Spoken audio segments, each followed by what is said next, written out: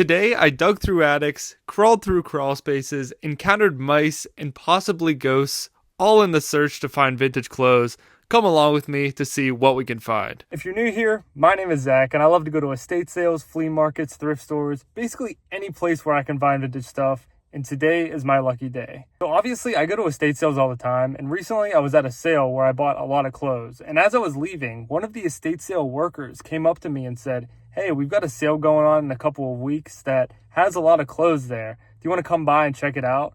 And I said, hell yeah, I want to come by and check it out. So that's where I am today. I didn't get any pictures or anything of what is in this house. The estate sale isn't for a couple of weeks, but they said I could come by and look at the clothes. So we're going in there to check it out. Hopefully we can find something good. Let's get in there.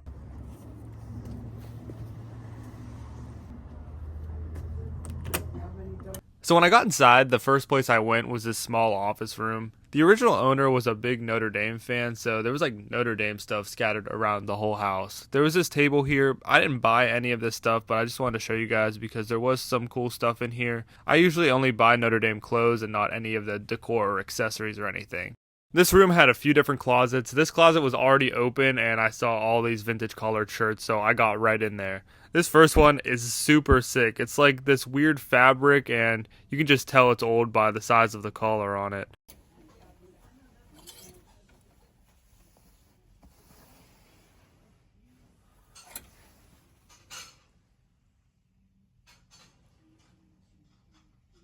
Already looking through, I can already tell this guy was the type of person to cut his tags off because they annoy his neck. So a lot of these shirts, you can't tell what brand they are because there's no inside tag, and you just kind of have to use indicators to tell if the shirt is vintage or not. Like for instance, some of them that have zippers, they have older zippers on them, and you can obviously tell by the bigger collars that some of them are old. There's a bunch of other little things you can look for that I'll try to highlight later on in this video, but I just think in general the circumstance in which you find something is really important to telling if something is vintage or not. Like for instance, this house is really old and everything in it has seemed like it's been here for years, so I can safely assume that some of these shirts in here will be fairly old. But if you go to an estate sale that's in like a warehouse that they moved everything out of and all the tags of the clothes have been cut out, that's a situation where you have to be a little bit more skeptical.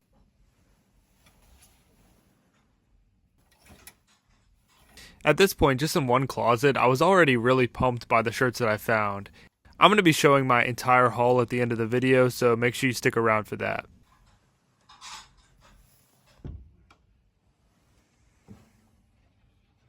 This room also had a few other closets that were sort of like dressers. They were wooden and there were just a bunch more shirts in here, so that was really sweet. A lot of the shirts in this house were hung up on metal hangers. Well, to me, when I saw those, I was like, okay, there could be some old stuff in here. It's also a bad sign too, because a lot of times these metal hangers, if they get any moisture on them at all, they can sometimes stain the shirt. So you have to be really careful when you're buying shirts that are on metal hangers because they could be totally discolored up on the shoulder. You always have to check. Most of the shirts that I picked up don't have them on it because I knew to check, but there were a lot of shirts that I had to leave behind because they did have some weird staining on them. So the next place I went to look was one of the back bedrooms. You can see on the bed, it sort of looks like there's clothes on the bed, but most of that stuff on there was just napkins and tablecloths, so it wasn't anything crazy. I did find these two vintage Notre Dame jackets on the bed though. This first one is a chalk line, it's size large, and this other one doesn't have a tag because it was cut off, but I'm guessing it's just some like 80s sportswear jacket. Also on the bed, they had this Joe Montana Notre Dame jersey. It's made by Adidas and from the early 2000s. I didn't end up buying this because they were asking a little bit too much for it, and plus, I'm not the best at determining if jerseys are real or fake, so I don't think this was worth the gamble. On the doorknob, they also had a few vintage sweatshirts. I was hoping these were all Notre Dame, but only the first one was. The next few, I think, were from a local high school or something, so I didn't end up buying those, but this Notre Dame sweatshirt seems like it's never been worn. I was curious if this has ever happened to you guys. I saw this closet in this room and it looked so perfect. It honestly looked like there was about to be some amazing stuff in here. But after I started to look through, it was basically just all blank sweatshirts. When I first saw it, I thought it was going to be filled with vintage Notre Dame sweatshirts, but it was a total letdown. I did find a couple random things in here, but it definitely wasn't as good as I expected. One of the things I found was this vintage Woolrich pullover. I found this fleece in a million different colorways. I wish I would have kept them all so I could have like a whole collection. I need to see someone make like a haul picture where they have basically all of these lined up in a circle where it's sort of like a rainbow. I would love to see that because they made so many different colorways of it. This room also had a little wooden closet. I feel like a lot of old houses have this because there wasn't a lot of closet space in old houses. You guys will have to let me know what these are actually called, but I'm just calling them little wooden closets for now on. This thing looked super promising just like the other closet did. I had to pull shirts out because it was so chocked full of stuff.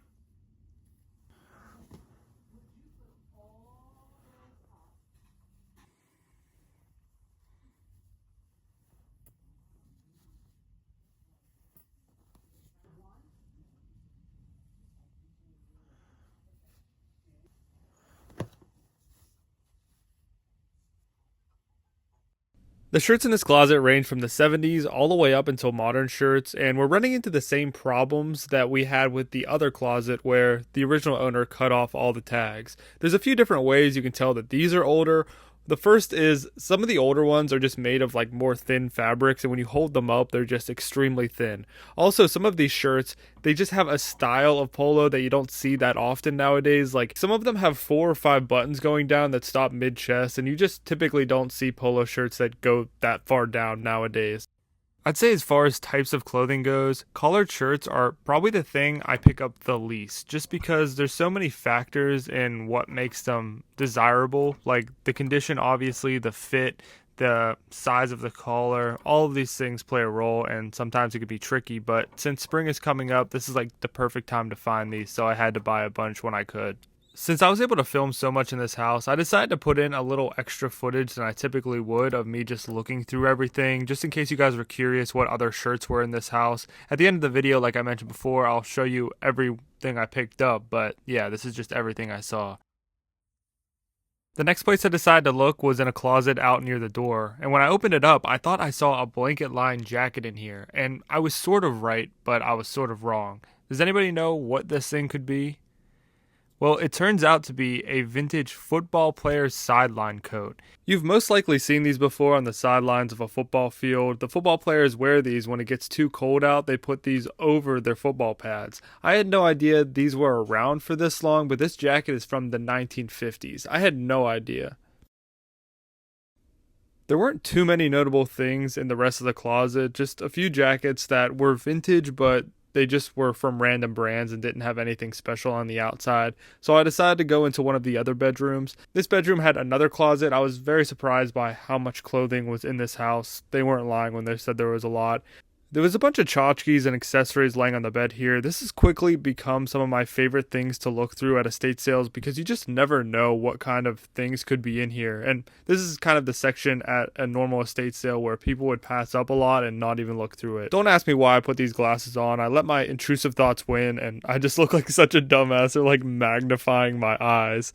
There's also this other pair. I'm curious how complicated it is to replace the lenses in some glasses like this because I find stuff like that all the time, but I just don't know how to make them usable again. One of the most interesting things I found in the entire house was this vintage Japanese kimono.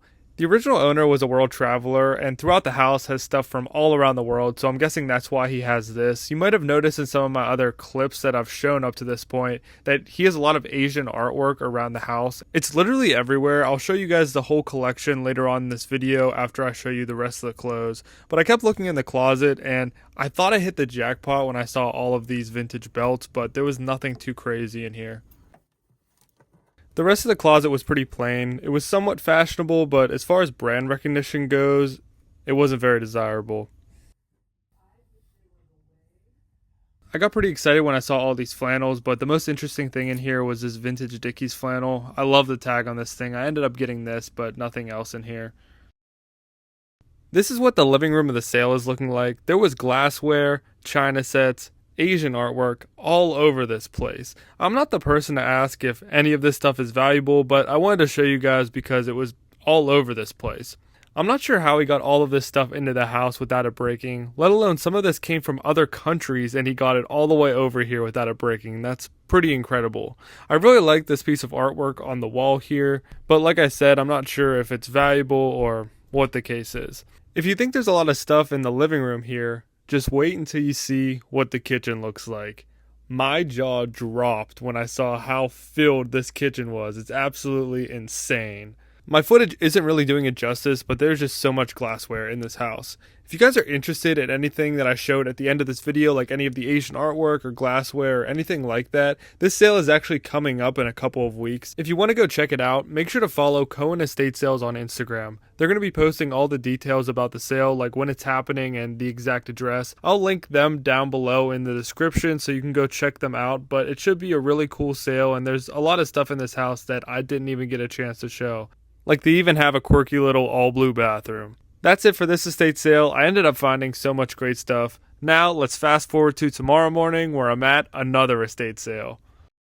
So I've been waiting outside this estate sale for like an hour or two now and people are finally starting to show up. So I'm going to go outside and wait in line with them. It's kind of cold out, try not to freeze my ass off out there, but hopefully we find something good. The pictures online weren't that great for this sale, but the description said there's lots of digging and to be really careful walking around because there was so much stuff, and that's music to my ears. So let's go inside and see what we can find. So the first place I went when I got inside was upstairs into the attic, and I got really excited because I guess the original owner or like their kids or something wrote Metallica on the roof. So I was like, maybe there's some concert shirts up here. To be honest, I had no idea what the layout of this house was going to be like. From the outside, it looked like there was going to be bedrooms upstairs, but once I got up here, it was just one long attic. The first thing I found was this vintage denim Longhorn shirt. I'll show you more about that at the end of the video. I also saw this vintage Washington Redskins blanket. They made these in the 70s and 80s for basically every football team. Personally, I found Steelers and Penn State of this blanket, but I know there's other ones too. I dug through this dresser and all I really found were these vintage fabric calendars. I've picked these up in the past, but really I haven't had much luck selling them, so I don't really buy them anymore. I kept moving along, and here we go, guys. This is exactly what I was looking for. An old suitcase filled with vintage clothes.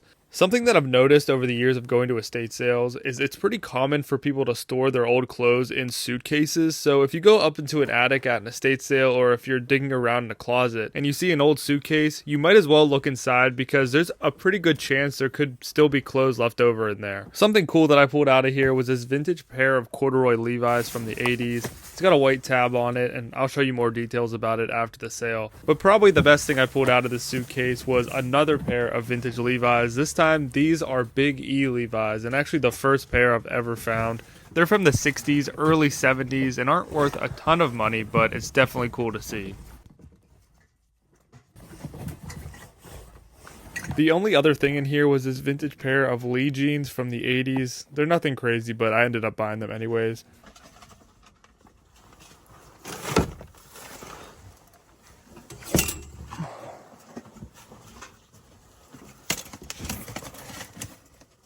There were a few little back corners of this attic that I thought there could be something good in, so I was like really digging inside. Like I got all up in here, but I ended up not finding anything in there.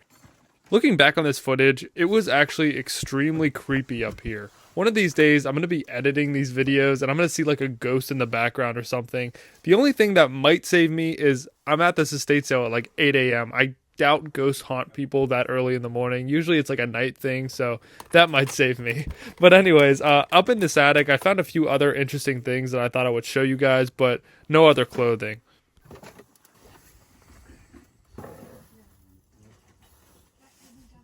A lot of stuff. That's what we did.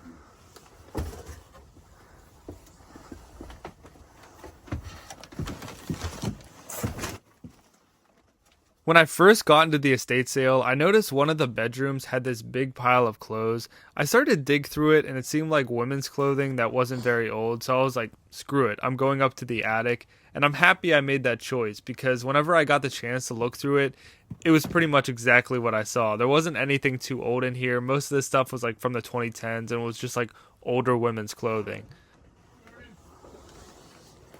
In this house, there was a lot of places to look. Like, there were a bunch of dressers everywhere, but it was pretty much just what was in that pile of clothes was in the dressers too. The oldest clothes that I saw in this whole house was up in the attic, so I'm really happy that I decided to go up there first. This house also had a basement, and just like the rest of the house, there was just clothes everywhere and just a million places where clothes could be hiding. Like, there were dressers that were just like behind random things, so I had to move stuff just to look in the dressers. There were also these like weird temporary closets that had a bunch of clothes, but I just didn't really find anything too special down here.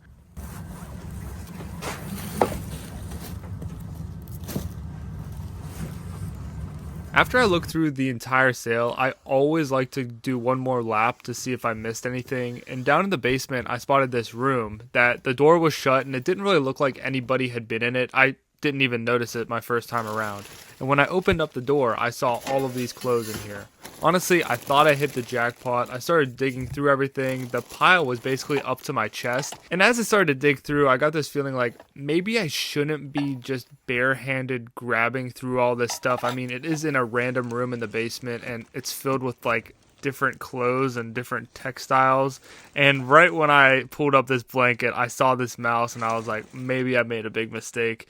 And also at the same moment, I looked down and can anybody explain this to me? There was a floating picture. I zoomed in here. This picture was floating. I don't know. This house might have been haunted, maybe not. I don't know, but that was everything I ended up finding in the house. Here is my haul section. I didn't get a chance to show this in the house, but right at the front door they had these two vintage Washington Redskins jackets. This first one was a chalk line, and I always look for the ones that have this embroidery on the back. They're super nice. And then the second one is a starter jacket. It doesn't have anything on the back, but they're both in really good condition. I'm going to start with everything I picked up from the first sale. Probably my favorite thing that I found was this vintage Sideline jacket from the 50s. I had no idea that football players wore these in the 50s. I thought it was sort of like a new invention, or at least newer. I thought maybe it started in like the 90s, but this thing is reversible and it's just made of really high quality materials. Another one of my favorite finds is this vintage Japanese kimono. I've never found an old one of these, so I had to pick it up. I have a really hard time of finding the age of international vintage clothing. I feel like there's not that much info online, or it's pretty hard to find. So this one I could safely bet was actually vintage, so it was a no-brainer to buy it. And here's a better look at all the vintage Notre Dame clothes. Like I mentioned, the original owner was a big Notre Dame fan, so there's like Notre Dame stuff all over the house. I was looking everywhere for vintage t-shirts, but I didn't see any. I'm guessing he would have some Notre Dame shirts. They must have been somewhere, but I just could not find them.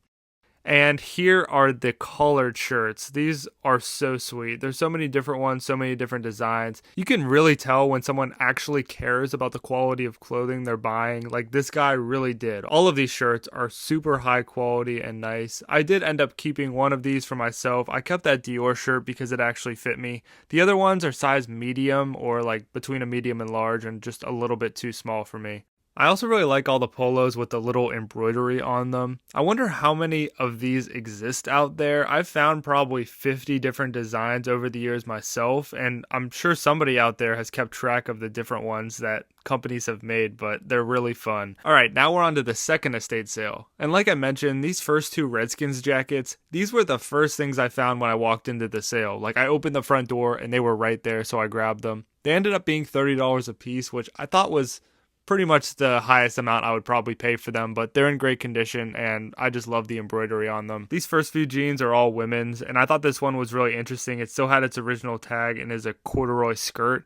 This is something I typically would not pick up, but they were only asking $1 or $2 per pants, so I was like, you know what, I'm gonna buy them. Here are the two pairs of vintage Levi's. Like I mentioned, this bottom pair is a Big E. If you're unfamiliar, this back tab has an uppercase E. In the early 70s, Levi's stopped using the Big E and for some reason started to use a lowercase e. So that's one way you can tell how old a pair of Levi's is. I will say they have made modern pairs with Big E's, so you gotta be really careful. There were a few other things from this estate sale that I picked up that I didn't get a chance to film. Hopefully I'll get gradually better at trying to film everything so I won't miss stuff like this, but I also picked up this vintage Trump Taj Mahal casino jacket. This thing's sort of like a surf style. It's like reflective and iridescent. I've never found one like this. I also found this University of Pennsylvania physical therapy uniform. This thing is pretty discolored, but it's got to be really old. If you guys enjoyed this video, make sure to give it a like and subscribe to my channel. I've been trying to post at least once a week, and I've had so much fun making these. I really appreciate you guys watching this all the way into the end of this video. Thanks for watching.